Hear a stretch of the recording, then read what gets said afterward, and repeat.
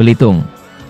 Ratusan masyarakat Kelurahan Tanjung Pendam hadiri kampanye pasangan calon Bupati dan Wakil Bupati Belitung, Haji Joni Alamsyah Hidayat dan Syamsir. Kegiatan tersebut berlangsung pada hari Selasa, 5 November 2024. Karena waktu panjang aku nak menjelaskan Bang Joni siapa tentunya nanti. Kedatangan paslon Haji Joni Alamsyah Hidayat dan Syamsir di Kelurahan Tanjung Pendam kali ini, lagi-lagi disambut dengan positif dan mendapatkan antusias yang tinggi dari masyarakat.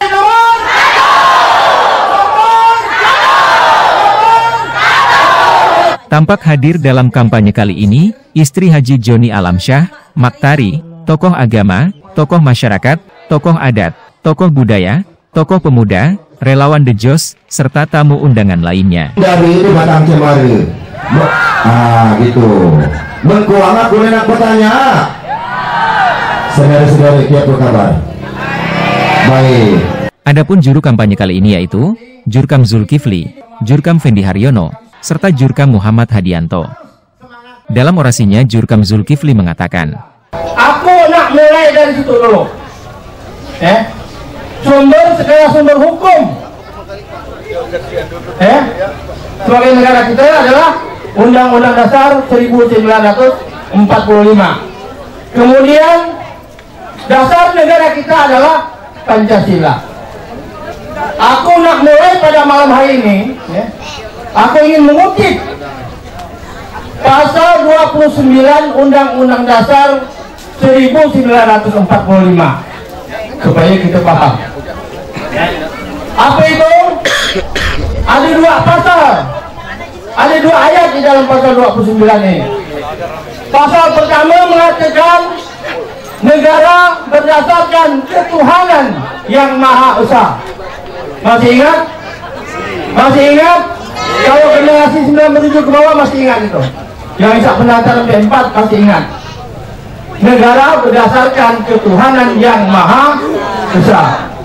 Ayat 2 mengatakan, apa ayat 2? Negara menjamin kebebasan, menjamin kemerdekaan tiap-tiap penduduk untuk memeluk agamanya masing-masing dan beribadah menurut agama dan kepercayaannya itu. Dua ayat ini yang akan aku sampaikan kepada Bapak Ibu sekalian. Kenapa ini harus aku sampaikan? Karena kita semua orang beragama. Negara memberikan kebebasan kita untuk beragama dan beribadah menurut keyakinan kita masing-masing. Menurut kita orang Islam, memilih pemimpin itu adalah ibadah. Ya, betul Bapak? Menurut Islam, memilih pemimpin itu ibadah. Jadi tidak salah kalau kita mengatakan bahwa umat Islam beribadah di dalam menentukan kepemimpinan, yaitu seiman menurut keyakinan kita. Kita tidak boleh marah, Pak. Kalau misalnya seandainya aku ke Bali, tahu-tahu aku menggemak nak nyalon jadi bupati di Bali, pasti orang Bali mengatakan kita pilih orang yang seiman dengan kita, kata orang Bali. Karena aku Islam, aku tersinggung tak? Tidak mesti tersinggung. Ya, tidak mesti tersinggung. Jadi jangan bergemak. Kalau kita mayoritas, kita mengatakan bahwa kita lebih daripada dia. Tidak mungkin. Jadi itu kita jangan bergemak. Kita kepala res misalnya. Ya, aku orang Islam. Ika-ika bergemak nak jadi bupati di Polres Timur. Di sana mayoritas Kristen. Orang Kristen mengatakan kita pilih yang seiman dengan kita. Marahlah kita? Tidak marah. Kenapa? Memang itu keyakinan dia. Kenapa? Karena kita berdasarkan Pancasila tadi, berdasarkan Undang-Undang Dasar tadi, bahwa setiap warga negara diberikan kebebasan untuk melaksanakan agamanya masing-masing. Jadi kita tidak ada masalah syarat di Bapak Ibu. Itu sesuai dengan keyakinan kita masing-masing. Nah, kemudian yang kedua, aku ingin menyampaikan kepada Bapak Ibu sekalian bahwa kriteria pemimpin menurut kita umat Islam itu ada 4. Ada 4 ya Pak ya.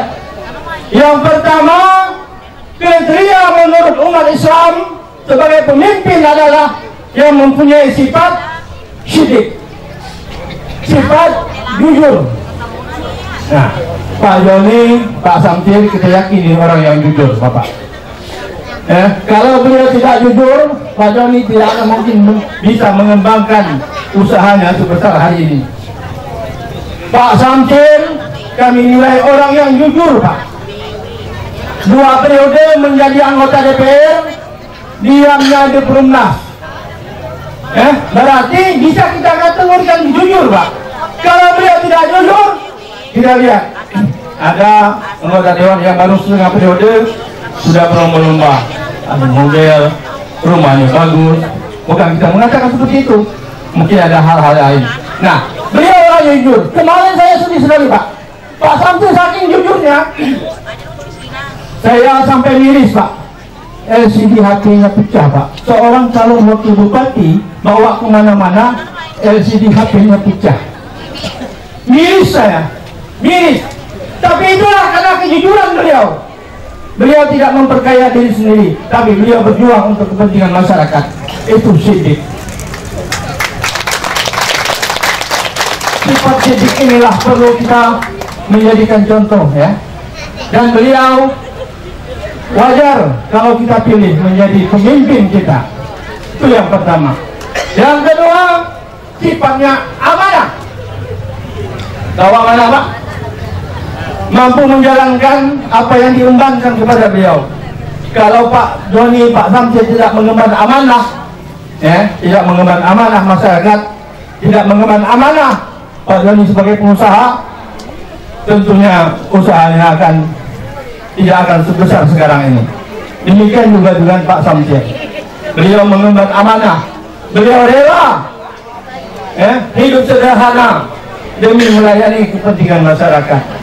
Bapak Ibu sekalian, kita hari ini hadir di sini untuk menentukan pilihan. Betul? Sudah ada, tadi sudah dikatakan oleh Bang Mamel, pilihan kita hanya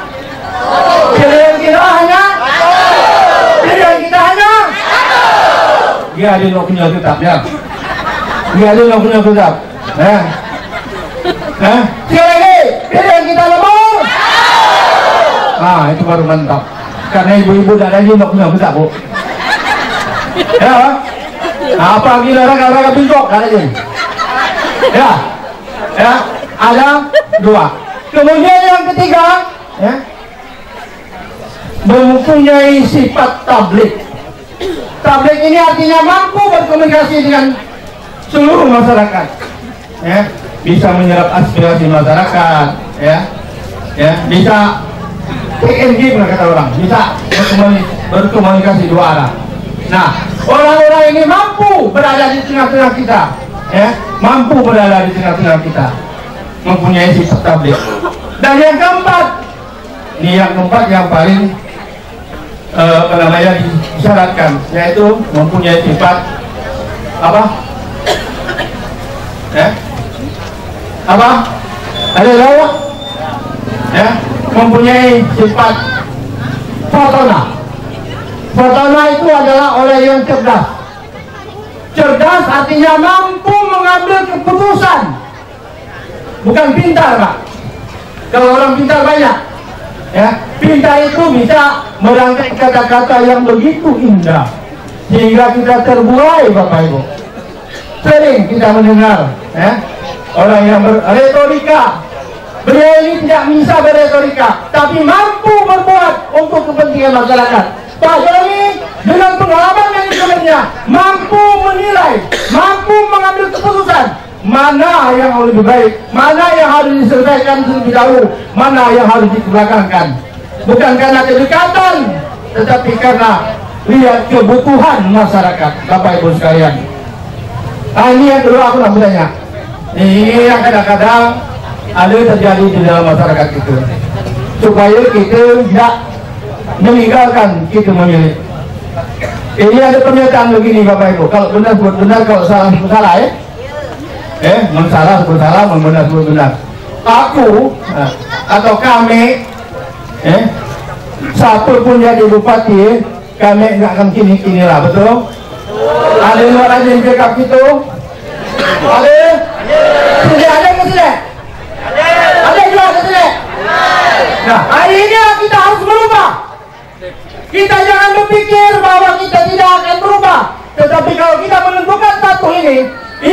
berubah, kehidupan kita akan berubah. Bukan beri kita makan, bukan, tapi memberikan kita jalan bagaimana untuk menentukan kehidupan ke depan. Sepakat? Itu yang pertama. Kemudian yang kedua, kita juga sini berkaitan begini. Yang kedua, kami saat menolak dapat milih kami, itu loh kami pilih. Ada? Hari ini kita ubah semua itu. Usah lagi berpikir gitu. Ya. Wah, usah itu lagi ada gitu. Pak Joni, Pak Samsir orang sederhana. Beliau itu apa adanya. Jadi kalau kita memilih, pilih orang yang apa adanya, bukan karena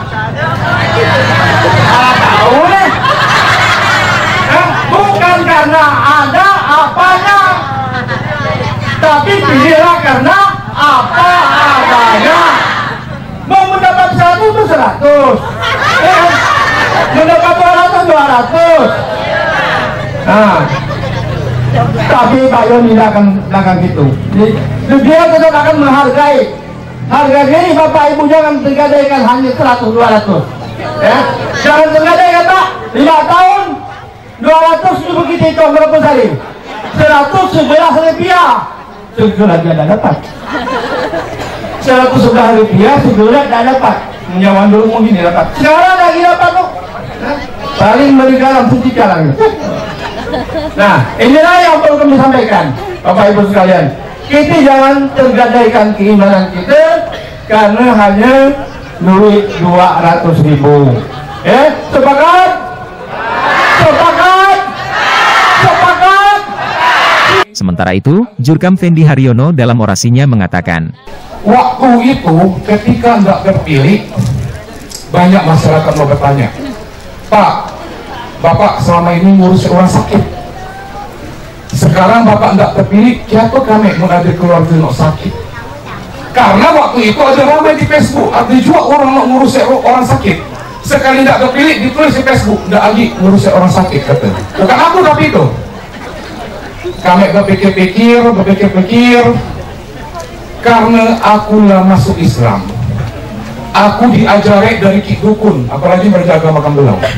Katanya ada hadis, tapi kalau salah kami koreksi aku ya, karena aku belajar.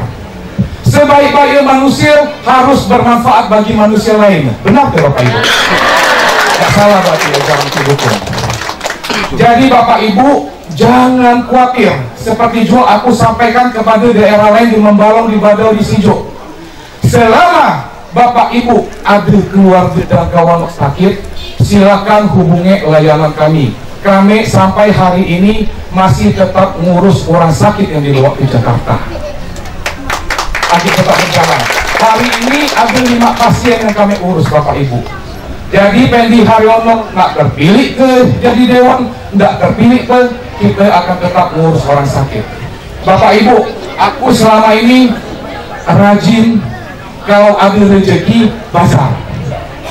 Jual minyak, ada rezeki, jual beras, jual murah tapi mau aku tahu Bapak Ibu, dari aku belajar mulai 2018 sampai hari ini, harga beras, harga minyak naik terus. Aku lagi ingat dulu pertama aku bazar, harga beras aku beli toko Abun sama lagi 10.000. Tahun depannya naik ke 12.000. Sampai hari ini sekilo beras itu 15.000 kalau tidak salah. 17 mati toko bazar. Harga minyak lah 15. 16.000.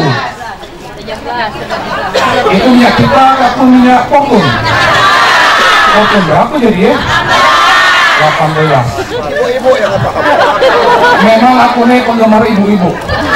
Karena ibu lagi ngomong ya sama we. Jadi ibu-ibu, permasalahan kita apa? Tadi aku nanya badan sehat. Tapi di mana-mana aku bertanya, kantong siapa? Tidak adil hanya bersihat. Demam, kira sampai demam kantong. Karena itu Bapak Ibu, aku hari ini kesini karena kita melihat Bapak Ibu dari harga-harga tadi bahwa ekonomi sekarang tidak baik, gaji tidak nambah, kerjaan susah, maka harga sembako naik terus. nyari gawe makin susah. Benar ke Bapak Ibu? Oleh karena itu Bapak Ibu, aku hadir di sini karena aku mau mendukung pasangan Bang Joni Alamsyah dan Pak Syamsir. Karena aku mengharapkan Bapak Ibu ada perubahan dari ekonomi kita. Perubahannya apa? Agar perut kita semakin terisi, dompet semakin terisi, otak semakin terisi, dan hati yang penuh iman kepada Allah. Masih di lokasi yang sama, juga Muhammad Hadianto, dalam orasinya mengatakan, kenapa saya sampai kemari? Saya mendengar ada seorang putra asli Belitung mencalonkan diri sebagai calon Bupati Belitung untuk periode 2024-2029. Saya lihat Bang Joni Alamsyah Hidayat Esos dan Bang Syamsir. Tergerak hati saya, ibu bapak-bapak. Dengan niat hati saya harus ke Belitung. Saya bilang sama istri saya, Ma, izinkan saya mau ke Belitung. Kenapa? Saya ingin membantu Bang Joni dan Bang Syamsir di Belitung. Walaupun saya dari Bangka Selatan. Apa Bu ceritanya? Karena selama menjadi pengusaha yang sukses, Bang Joni ini bukan hanya ini aja mau mencalonkan diri. Beliau sudah berbuat menolong kepada sesama, khususnya daerah saya. Itu Bu, sudah berbuat menolong orang yang miskin, saudara saya yang sakit, sampai dibawa ke Jakarta. Ini yang saya ingin titipkan. Melihat budi baik beliau sebagai manusia tidak sempurna, kaki kita pasti tergerak. Benar Bu? Benar. Nggak bisa bantu dengan keuangan, bantu dengan fisik, bantu dengan orasi. Makanya saya datang kemari. Beliau banyak membantu Ibu selama menjadi pengusaha. Beliau sekarang ingin mencalonkan diri sebagai bupati. Beliau sebagai seorang pengusaha aja udah membantu masyarakat. Bagaimana kalau dia ingin mencalonkan bupati? Seperti dikatakan dari kata Fendi Haryono. Ibu bapak coba perhatikan penampilan Bang Joni dan Bang Syamsir. Sederhana Bu orangnya. Benar Bu? Benar. Untuk kehidupan pribadinya sudah selesai ibu bapak. Sudah. Kata Bang Fendi tadi, loynya, duitnya udah nggak berseri. Bukan sekonyong-konyong beliau datang sini ingin mencalonkan bupati, minta bapak ibu coplos beliau. Bukan. Ini yang saya ingin titipkan, persepsi kita samakan. Beliau selama ini sudah berbuat baik, merantau kemana-mana ke Kalimantan sebagai seorang pengusaha yang sukses. Beliau berpikir di sisa akhir hidupnya, beliau seorang putra asli Belitung, asli lahirnya kalau nggak salah dari Tanjung Rusa kalau saya kata. Beliau balik ke Belitung untuk mengabdi ibu bapak-bapak di sisa akhir hidupnya. Tepuk tangan ibu bapak-bapak buat Bang Joni, hati yang mulia. Sementara itu, calon Bupati Belitung, Haji Joni Alamsyah Hidayat, dalam orasinya mengatakan, ikhlaskan suaranya buat nomor 1 Bapak Ibu semua. Karena apa Bapak Ibu semua? Saya sepanjang 4 tahun itu bukan main-main Bapak Ibu. Sudah mencurahkan segala waktu, pikiran, dan semua yang saya miliki. Memang setulus-tulusnya di sisa hidup saya ini ingin saya abdikan untuk kampung kelahiran aku. Tidak ada yang lain Bapak Ibu semua. Bapak Ibu semua, yang paling takut saya saat aku pertama ingin mencalonkan diri adalah saya tidak bisa menawarkan di sisa hidup saya untuk berbuat Belitung. Ya, itu yang paling ketakutan saya. Tapi sekarang ya Bapak Ibu, saya sudah muncul keberanian lagi karena saya sudah bisa mencalonkan diri secara sah untuk menjadi Bupati Belitung. Jadi sekarang ini saya hanya tinggal minta restu dari Bapak Ibu semua. Masih di lokasi yang sama, calon Wakil Bupati Belitung Syamsir S.I.Kom dalam orasinya mengatakan, benar nggak? Benar? Hancur kita Bapak Ibu. Tanjung Pendam itu Bapak Ibu area publik terdekat dengan kota. Ini kebanggaan masyarakat Belitung. Dan ini komitmen saya untuk merevitalisasi secara keseluruhan Bapak Ibu. Kalau ini tidak dilaksanakan, ya sama aja. Gak usah ganti bupati, sama aja. Ya tetapi berikan kami kepercayaan untuk merevitalisasi secara umum dan melengkapi semua sarana prasarana supaya orang Tanjung Pendam bangga Bapak Ibu. Benar? Sekarang Bapak bangga? Bangga enggak? Itu di cross check, pagarnya berlumut-lumut. Area publik orang untuk lari-lari luar biasa hancurnya. Area olahraga nggak luar biasa. Ini harus kita kelola dengan benar dan kembalikan kepada orang yang mampu untuk mengelola. Kegiatan kampanye kali ini lagi-lagi berjalan dengan sukses dan lancar. Dari Kelurahan Tanjung Pendam, Kecamatan Tanjung Pandan, Kabupaten Belitung, Provinsi Kepulauan Bangka Belitung, Iswandi, HiTVBerita.com melaporkan.